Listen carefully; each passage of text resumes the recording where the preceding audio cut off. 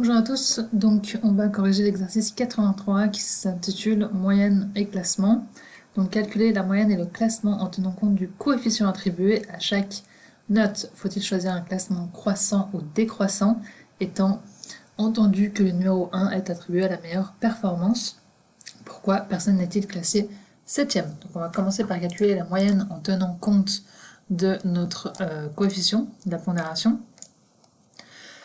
Donc pour cela, on va donc effectuer une multiplication entre la note, donc dans notre cas là, cette ligne de Victor, fois son coefficient qu'on bloque, plus la note pour la physique fois le coefficient qu'on bloque, plus la note de langue 1 fois le coefficient qu'on bloque, plus la note d'histoire fois le coefficient bloqué, plus la note de langue fois le coefficient bloqué. Donc tout ce résultat-là, entre parenthèses, étant donné qu'il y a des plus et qu'on doit respecter la priorité des opérations, on divise par la somme de nos coefficients qu'on bloque. Et on peut donc tirer.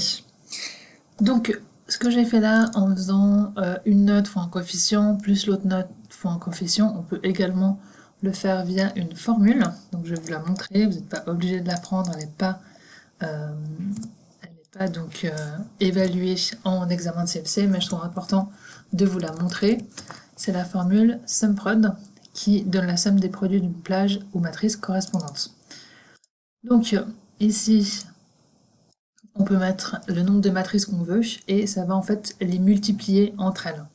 Donc la première matrice, c'est donc les notes de Victor, qu'on ne bloque pas étant donné qu'on veut que ça descende à chaque fois qu'on tire.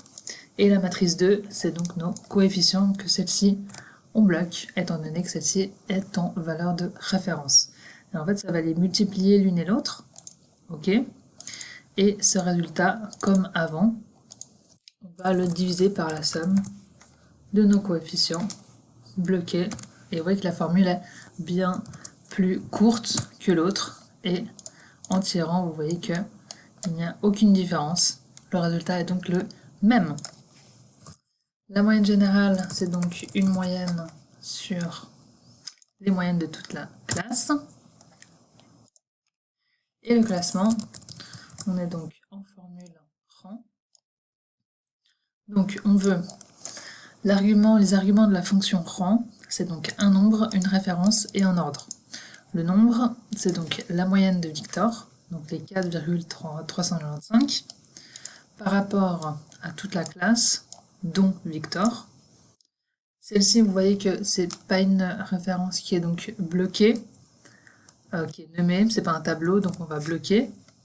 Et l'ordre, donc on veut de plus grand chiffre au plus petit, donc on est en décroissant, et décroissant on nous dit qu'il faut mettre un 0, et OK. On tire. Et donc à la question pourquoi personne n'est-il classé 7e, parce qu'en fait il y a deux personnes qui sont classées 6e ici, donc du coup on ne peut pas les partager, donc il y a 2 6 et pas 2 7, ce qui est normal. Voilà pour cet exercice qui était assez court. Et si vous avez d'autres questions, n'hésitez pas. Je reste disponible bien sûr.